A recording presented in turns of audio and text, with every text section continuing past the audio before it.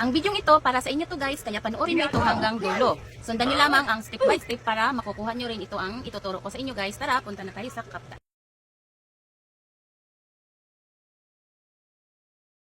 Open ang CapCut, new project, at hanapin yung video yung ginawa, tap add one, and tap natin yan guys. Ilinisin muna natin yung video, yung nasa unang bahagi, tap split and delete. Katapos guys, itong paangat na yung paa natin, i-freeze natin yan. Hanapin yung freeze sa baba, scroll hanggang sa mahanap natin yung freeze. Ayan, naka-freeze na yan guys.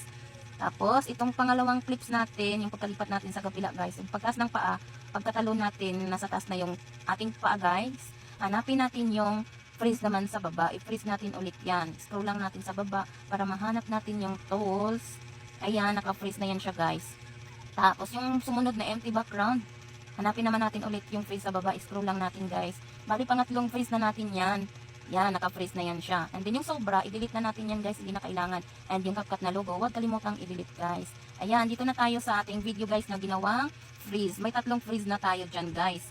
And then, sumunod natin gawin guys, linisin muna natin yung mga sobra dyan at burahin na natin kasi hindi na natin kailangan. Ayan, ito yung naka-freeze natin guys. Review lang natin. Tapos yung empty background na naka-freeze yan, i-post natin doon sa pangalawang clips. And then yung naka-freeze guys, itap natin at hanapin yung overlay sa baba. Dahil i-overlay natin, tap. And then habang naka-highlight yung naka-overlay guys, hanapin natin yung remove VG sa baba. And tap yung auto removal. Pag okay na, tap check dyan sa gilid. And then tap natin yung video natin sa labas para magkaroon tayo ng keyframe guys. Kasi wala siyang diamond sa taas. Yan. Itap natin yung diamond dyan sa taas. Tapos maglagay tayo ng keyframe. And iusad natin, pag nakaputi na, maglagay lang tayo ulit ng keyframe. Tapos ibaba natin yung naka-freeze natin na video guys. Ayan, ganyan yung mangyayari guys. Pag may in-apply tayo na keyframe, ayan. Tapos, binawasan na rin natin na shortcut na lang yan guys. And then yung pangalawang freeze naman, ganun din ang ating gagawin guys. Itap natin yan siya. And then, hanapin natin yung overlay. Overlay natin siya guys. And then, habang naka-highlight, hanapin natin yung remove VG sa baba. At piliin ang auto removal, tap check pag okay na guys.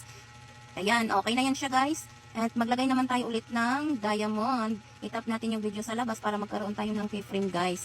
Ayan.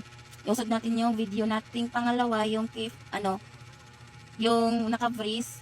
Ayan. Tap natin yung video at mag-apply na tayo ng keyframe guys. Tap yung diamond sa taas. And iusad natin, pag nakaputi na, ibaba natin yung video natin guys, yung naka-freeze para automatic malagyan ng keyframe guys. Yan, dito natin siya ibaba. Yan, baba natin siya yung ating naka-freeze na video. Ayan. And then, sa pangalawang keyframe, split na natin yan and delete guys. Parang ganyan lang siya mangyari. Tapos, ipagdikit na natin yung dalawa guys. Ayan, ganyan na yung mangyayari guys. Parang tumalon. Tapos, tumagos dun sa kabila. And then, yung isang video natin, yan, yung empty background, i-drag lang natin sa unahan. Pantay natin dyan sa in-overlay natin. Tap natin yan and then, duplicate natin siya guys. Hanapin yung duplicate sa baba. Ayan. Tapos yung yung unang drag natin sa baba, i-overlay natin, ibaba natin, and habang naka-highlights, hanapin natin yung mask, dahil imamask natin yan guys. Scroll lang, yan. Scroll lang sa dulo guys, para mahanap natin yung mask. Yan. Piliin ang horizontal, ang yellow line na yan, ikutin, at iharap sa tao, at ibaba dyan sa may baba ng paa natin guys. Ayan.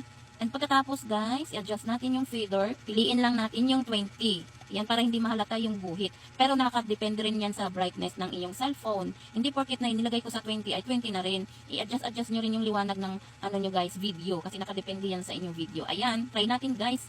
Yan na yung resulta guys. Export na natin ang ating video para may pang-reels na tayo. Sana nasundan ang ating tutorial na napakagulo. Thank you for watching guys. Follow for more.